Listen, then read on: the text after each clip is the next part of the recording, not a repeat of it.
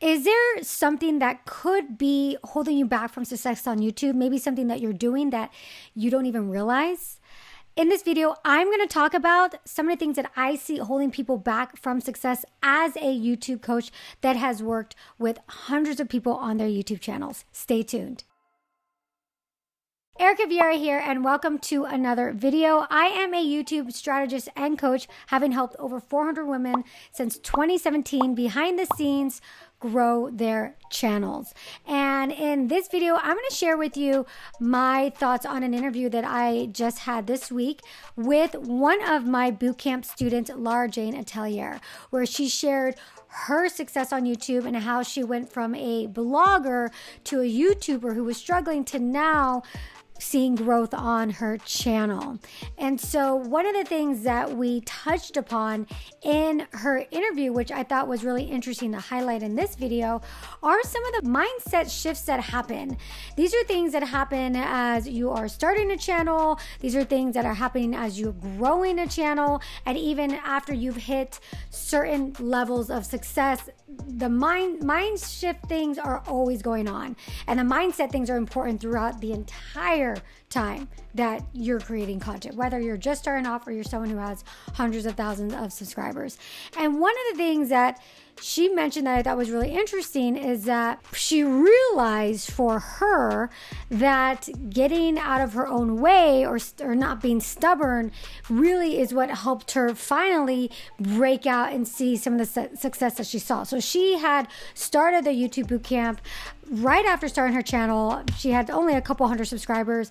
Now, about 2.5 years later, she's at almost 70,000 YouTube subscribers. And for her, she was in a certain mindset as a blogger. She had been a blogger and was blogging quite often. She had built a nice sized blog and Instagram account, and she was really used to that whole mindset. So for her, going into YouTube and doing this whole YouTube thing was completely brand new. It was a whole new world for her. And that's part of the reason why she enrolled in the bootcamp, because for her, she just said YouTube was just so different. It was just a completely different platform, and she didn't know. And she wanted someone to show her the way and give her, advice on YouTube. So she joined the bootcamp. And then one of the things that she mentioned was that, later on, she's like, I realized you were telling me certain things, and I guess I just wasn't ready to hear them, or I just wasn't willing to hear them. And for me, as somebody who has worked with so many people, so much of what I've found that holds people back isn't necessarily their knowledge of tags or thumbnails. It really is their mindset and how they perceive things, or even how they, as a coach, how they take that information and then what they do with it, right? And so much of what I do is helping steer people in the right direction so that they can flourish on YouTube and take off. But it's also this fine line of people being willing and open to take that level of critique and even just advice. Some people, they think they want one thing, but actually they want another. And it's very obvious to me based upon the actions they then take afterwards. And I can really see when people are taking certain actions, really how serious they are. Or how ready. It's not even how serious, because I think some people think they want one thing, and for YouTube, in some ways, maybe they really don't. They don't want that level of success, or they don't want what being YouTube famous might actually bring them in the long run. But it brought me back to when she said, yeah, you told me, like, stop doing this many hauls, or don't do this, or change this with her thumbnails. And I do remember working with her and telling her these things, and her not necessarily doing them at the time.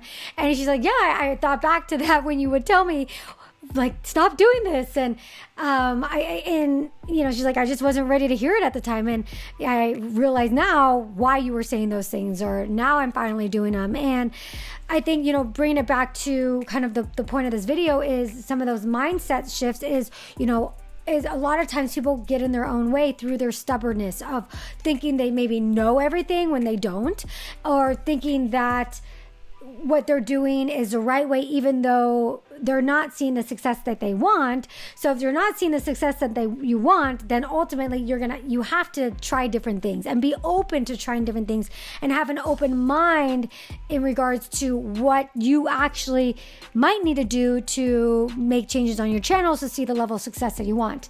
And there is a level of stubbornness. Some people are stubborn. They say they want one thing, but then they really don't. And so it is interesting being a coach for people for the YouTube channels, because it is my job not necessarily to tell people what to do, but to point them in the right direction and for them to ultimately have them feel like they want to do it themselves. Because I could tell somebody you should do this niche, but if they don't feel it and they don't have that passion for it, then they will never do it. Not even they won't do it, they might do it because I say it, but if they don't feel it, then they won't see the success they would want. They won't get that long-term success.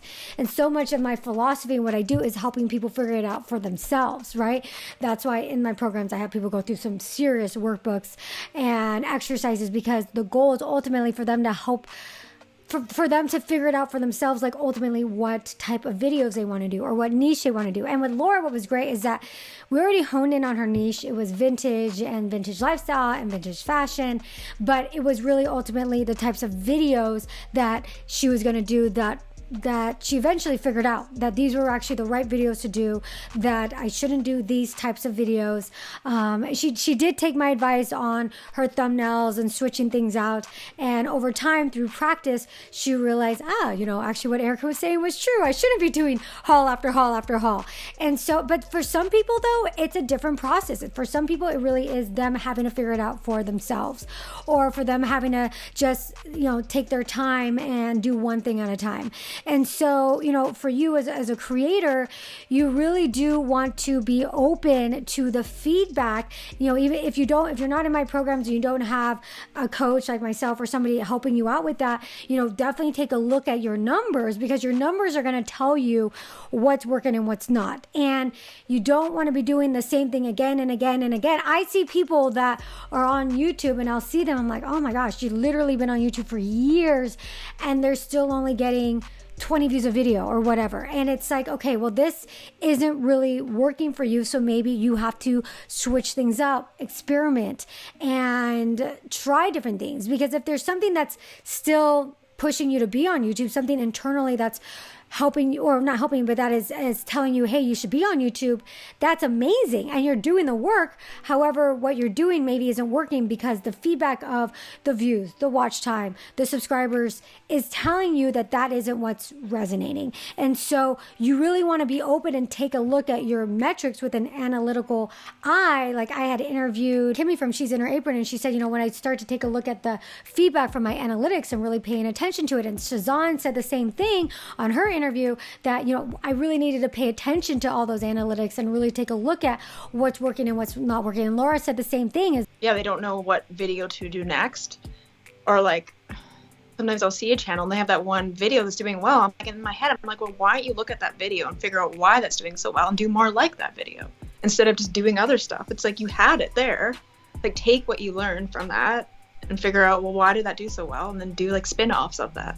That's what I do. Like, okay, Marilyn Monroe has 500,000 views. I'm not going to just stop doing Marilyn videos. Clearly people want to see Marilyn Monroe. So I'm going to keep doing videos related to that, Take a look at the videos that are working and then do more of that. Do more of what people want. And then ultimately that's going to give you a boost of subscribers. But then you also have to balance that out with, well, is what they want what I want? And then that becomes a balance as well, is balancing out what you want to do with what your viewers want to see. And that's always kind of like the art of creating content on YouTube, right?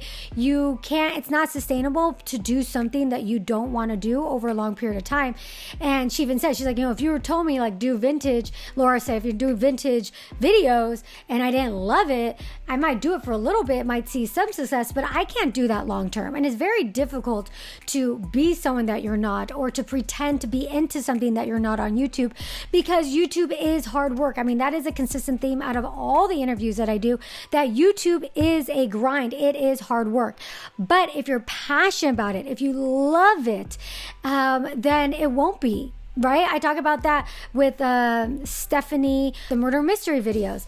And she said that, you know, it's so much work. However, she's so passionate that for her, studying a certain case for hours and hours on end is fun for her. That's enjoyable. So that's truly the key on YouTube, is to find something that you're really, really passionate about. And then also getting that feedback. So, you know, that one thing that thing that might be holding you back is the fact that you're not looking at your analytics and you're not looking at it with a critical eye, and have some level of self-awareness that this isn't working. What I'm doing isn't working, right? And I need a change. I need a pivot. I need to course correct. And so, you know, for you, is that something that you've ever encountered, or maybe you're encountering now? You're saying, you know, it isn't working. I've been on YouTube for years and I can't seem to catch a break. Well, then you need to change things. And what do they say? The definition of insanity is doing the same thing over and over again and not seeing results.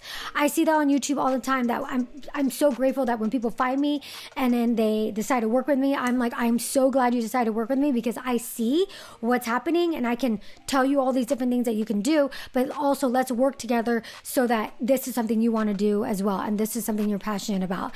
And so for you, it's definitely like having a sense of self-awareness with what you're doing, what's working, what people are resonating with, taking a look at your numbers and your analytics, looking at your view duration, which we've mentioned here on other videos, is taking a look at that percentage viewed on your videos, of the amount of watch time you're getting, because that's going to be a very strong indicator on whether or not people are really enjoying your content and they're staying and they're watching it. So I hope you found this little tidbit helpful. Let me know in the comments, is this something that maybe you struggle with, is trying to figure out, well, I'm not really sure why things aren't resonating for people. I'm not sure what I can do to change. Let me know in the comments, and make sure that you do subscribe and hit that notification bell so you don't miss any of the interviews I have coming your way, and like the video if you enjoyed it, because it helps the algorithm. I will see you in the next interview. Mwah.